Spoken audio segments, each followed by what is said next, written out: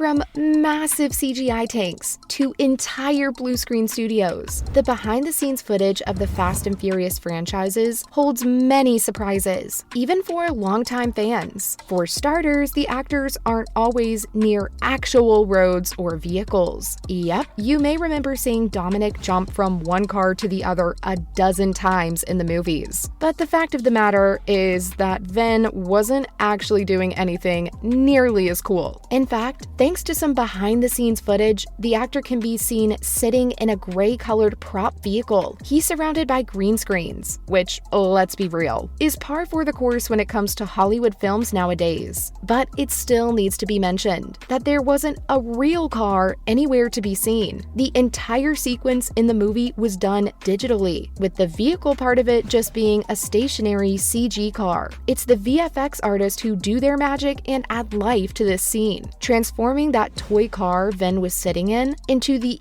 epic muscle car that fans might remember from the movie. And the best part, Polygon stated that this entire thing was done without any major issues or noticeable glitches. Now that's real skill. I can't even begin to imagine how tough of a job it is to transform a stationary CG car into a full-fledged moving vehicle while still managing to make it feel realistic. But hey, I suppose that's why VFX artists are essentially magicians. And this isn't even the only time an actor was seen pretending to be in a moving car, because Owen Shaw essentially did the same thing for his scene. You'd be surprised how little these actors actually make their way to real roads, despite that basically being the main focus of all the movies. To be fair, no one really watches these movies to see intense realism. Fans just want to see expensive cars get flipped over, blown up, and decimated beyond belief. But still, the actual number of real versus fake stunts in this movie may surprise you. According to NPC, as many as 90% of the vehicle action that you saw over the course of the franchise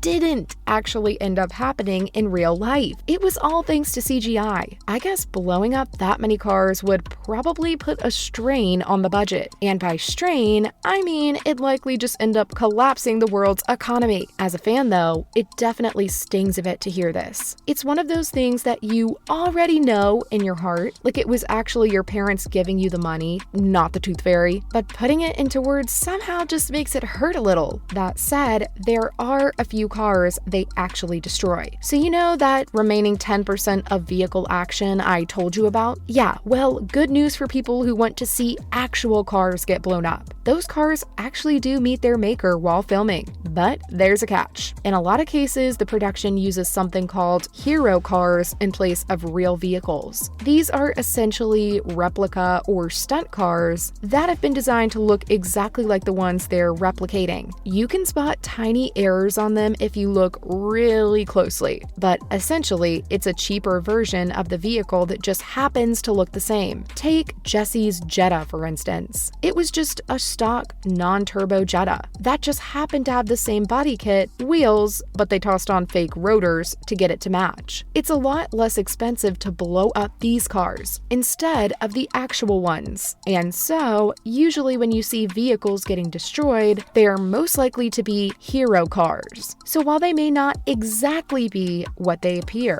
I suppose at least it's better than just being entirely CGI, right?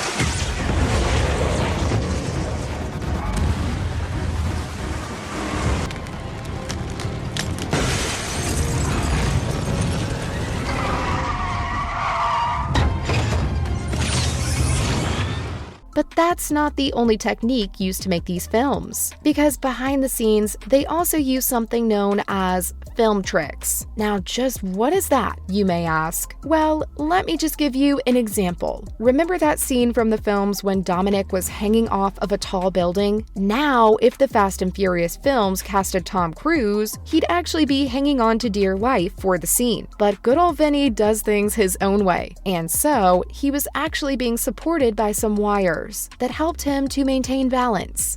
While Vin was actually mid-air, there wasn't a tall building anywhere, but rather just a large green room. Compared to how epic of a scene this was in the movie, seeing the behind-the-scenes footage definitely makes it feel a lot less epic in comparison. You might think it's asking too much from actors to perform such stunts by themselves, and you're probably right, but it's hard to overlook the work and effort that some actors have actually put into such stunts in the past. Like Jackie Chan, he did most of his stunts on his own, even if it involved him hanging off of buildings. Still, I suppose the real art of the Fast and Furious franchise is how it's able to incorporate these stunts and make them appear so much more amazing on screen. The franchise has millions of fans worldwide, making it one of the best car movies over the past 2 decades. Of course, for great results, you need massive production, and the Fast franchise is known for having one of the biggest, like the scenes of the film that were supposedly in Iceland. Yeah, well, they were done entirely in a studio in Atlanta. They were shot in what's probably the biggest blue screen that had been used for the franchise up until that point. It's really surprising how they're able to take a large room and make it seem like an icy tundra. The studio had fake snow and large blue walls around the corners, and I'm guessing the CGI artists put in the work needed from there. It's no surprise the films have been a success with a crew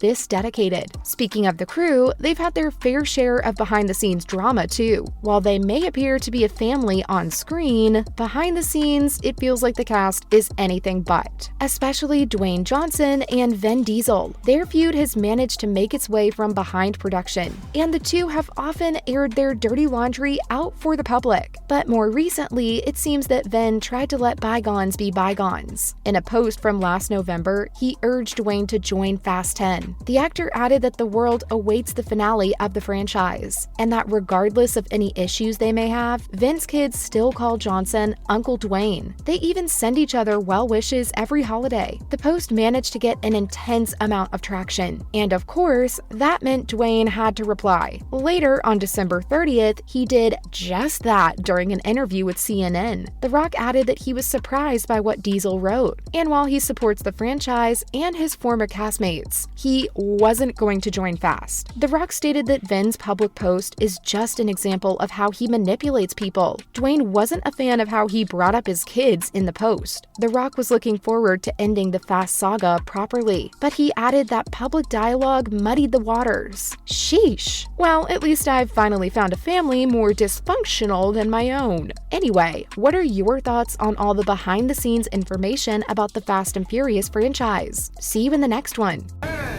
4, 3, 2, 1, action!